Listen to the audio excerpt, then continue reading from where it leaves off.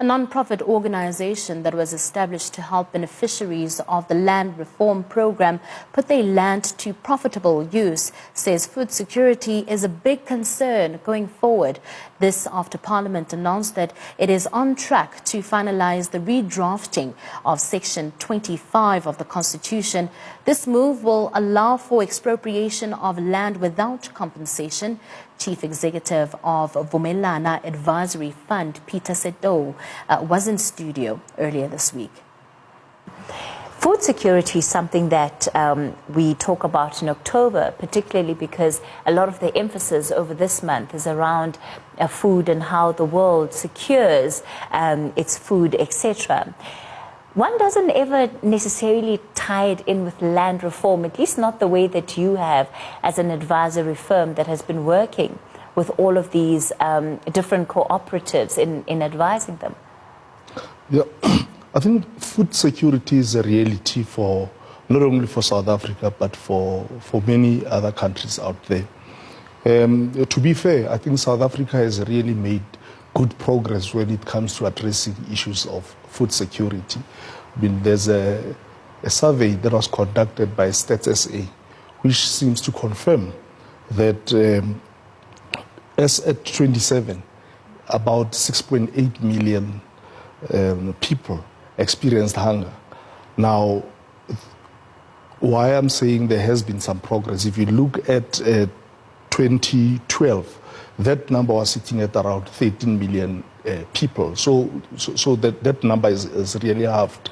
But the fact of the matter is, whilst as a country we are food secure at national level, there's food insecurity at household level. Now, most of the people who are really affected happen to also be staying in the rural areas. Now, this is where land reform for us can really play a big role. Over the last couple of years, we've seen a number of farms or portions of land actually transferred to South Africans. In excess of 8 million hectares have already been transferred to beneficiaries of land reform. Of these 8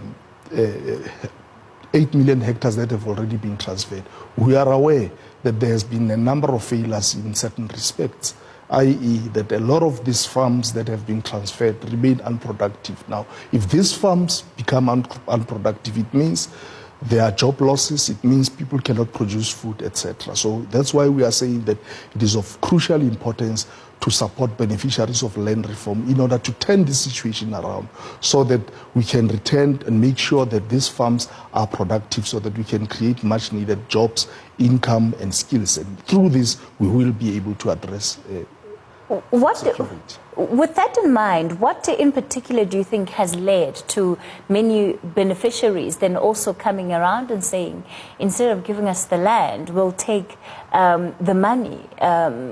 Is it because of how difficult, at least the perception is, to be able to work the land and generate some kind of income out of it?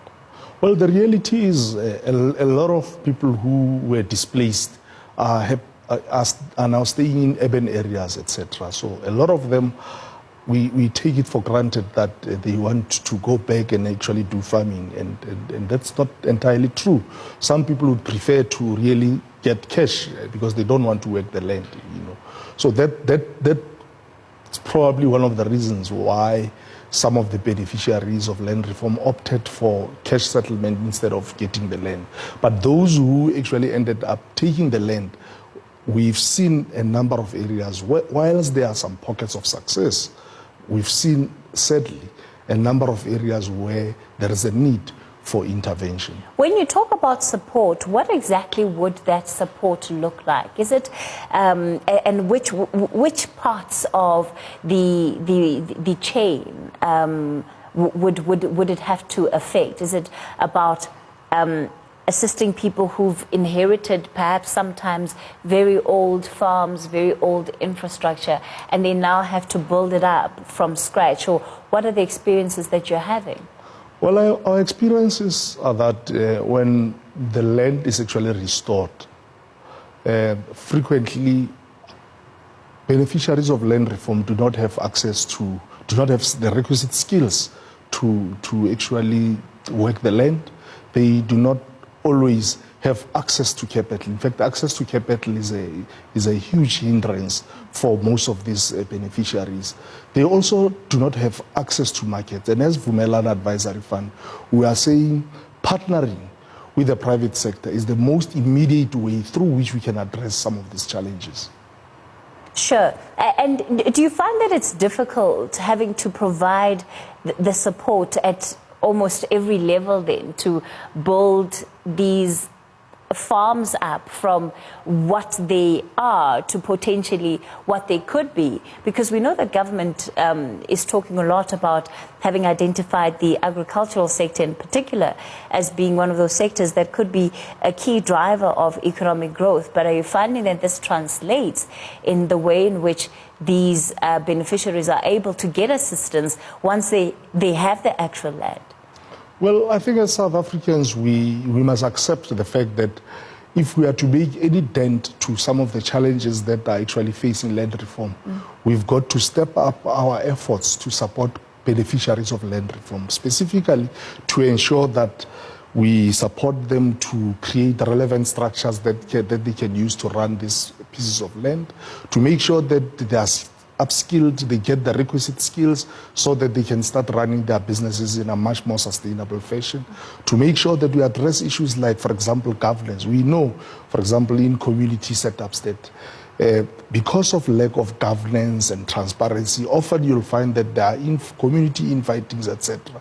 The only way to deal with this is to capacitate the leadership, make sure that they are well capacitated, they are able to have annual general meetings and give feedback to members of the community, they are able to table, for example, audited financial statements in a way to make sure that there is that level of transparency, and then the broader community members can start having trust and get this feeling that they are not being taken for a ride. The issues that you're raising, many of them would have to be dealt with at local government level, which we also know is where there is a dire state of affairs, whether it's with the transparency that you're raising, or even just the ability of community members to be able to raise legitimate issues and have them be responded to. I mean, you know, the statistics are wide in terms of how government, local government in some areas has in many ways failed people. And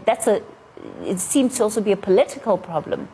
With the absence of political parties coming on board and playing the role that they have in terms of putting in leadership that will be accountable, are there no other solutions?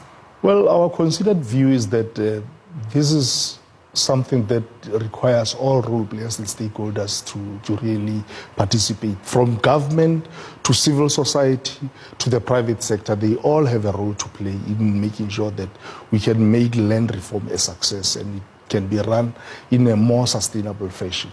We need all these parties on board. As far as the amendments then to Section 25 are concerned, what in particular will you be looking out for?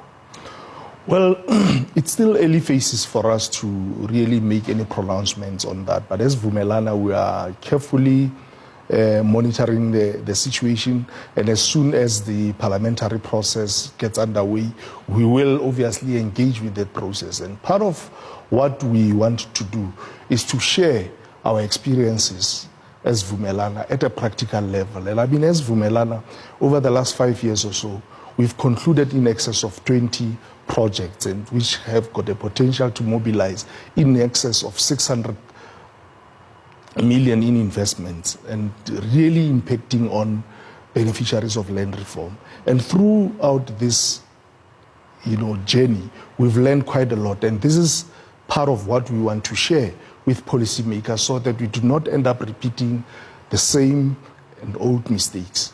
We believe that we do not have to reinvent the wheel.